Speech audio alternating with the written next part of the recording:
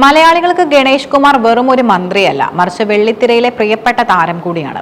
ഏത് മേഖലയിലായാലും താൻ പുലർത്തുന്ന ആത്മാർത്ഥതയാണ് തന്റെ വിജയത്തിന് ആധാരമെന്ന് അദ്ദേഹം വിശ്വസിക്കുന്നു. ഗണേഷ് കുമാറിന്റെ വാക്കുകളിൽ അദ്ദേഹത്തിന്റെ തൊഴിൽ സംസ്കാരം വ്യക്തമാണ്. ഞാൻ ഏത് ജോലി ചെയ്താലും, അത് സിനിമയിലെ അഭിനയമായാലും രാഷ്ട്രീയമായാലും, അതൊരു പാഷനോടെ മാത്രമേ ചെയ്യുകയുള്ളൂ, അദ്ദേഹം തുറന്നു പറഞ്ഞു. ഒരു ചെടി നടുവാൻ വേണ്ടി കുഴിയെടുക്കുന്നത് പോലുള്ള ലളിതമായ പ്രവൃത്തിയാണെങ്കിൽ പോലും അത് 100% ആത്മാർത്ഥതയോടെ ചെയ്യണമെന്നത് അദ്ദേഹത്തിന്റെ നിർബന്ധമാണ്. ഈ ഒരു മനോഭാവമാണ് KSRTC പോലൊരു വലിയ പൊതുമേഖലാ സ്ഥാപനത്തെ നവീകരിക്കാൻ അദ്ദേഹത്തിന് ഊർജം നൽകുന്നത്. ശുചീകരണ പ്രവർത്തനമായാലും ഭരണം നടത്തുന്നതായാലും അവിടെ ആർജവം പുലർത്തണമെന്നത് അദ്ദേഹത്തിന്റെ കർമ്മതന്ത്രമാണ്. നഷ്ടത്തിന്റെ കണക്കുകൾ മാത്രം പറയാനുണ്ടായിരുന്ന KSRTCയിൽ പുതിയൊരു പ്രത്യാശ കൊണ്ടുവരാൻ ഗണേഷ് കുമാറിന് സാധിച്ചിട്ടുണ്ട്.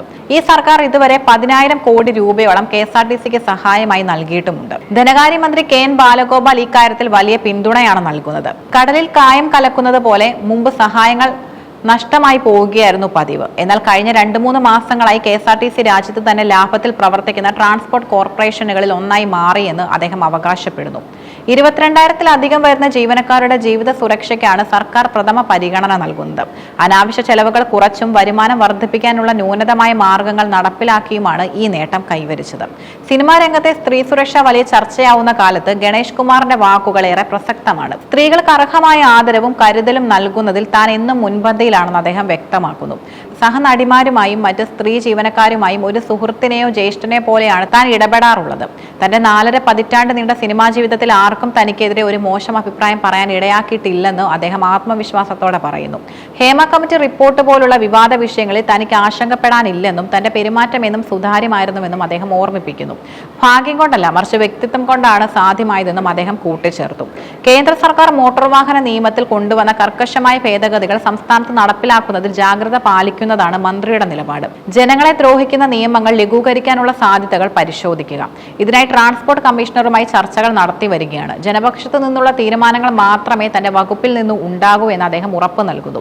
തന്റെ ജീവിതത്തിന്റെ പകുതിയിലധികം കാലം ക്യാമറയ്ക്ക് മുന്നിലും ബാക്കി ജനങ്ങൾക്കിടയിലും ചെലവഴിച്ച ഗണേഷ് കുമാർ ഒരു ഭരണാധികാരി എന്ന നിലയിൽ പുതിയ പാഠങ്ങൾ പഠിപ്പിക്കുകയാണ്. ആത്മാർത്ഥതയുണ്ടെങ്കിൽ ഏത് പ്രതിസന്ധിയും അതിജീവിക്കാമെന്ന സന്ദേശമാണ് അദ്ദേഹത്തിന്റെ വാക്കുകൾ നൽകുന്നത്. KSRTCയുടെ പ്രവർത്തനക്ഷമത വർദ്ധിപ്പിക്കുന്നതിനായി ഗതാഗത മന്ത്രി KB ഗണേഷ് കുമാർ നടപ്പിലാക്കിയ ഏറ്റവും പ്രധാനപ്പെട്ടതും എന്നാൽ ഏറെ ചർച്ച ചെയ്യപ്പെട്ടതുമായ പരിഷ്കരണങ്ങളിൽ ഒന്നാണ് സിംഗിൾ ഡ്യൂട്ടി സമ്പ്രദായം. വർഷങ്ങളായി നിലനിന്നിരുന്ന ഡബിൾ ഡ്യൂട്ടി രീതിക്ക് പകരമായി ശാസ്ത്രീയമായ രീതിയിൽ ജോലി സമയം പുനഃക്രമീകരിക്കുക എന്നതാണ് ഇതിലൂടെ ലക്ഷ്യമിടുന്നത്.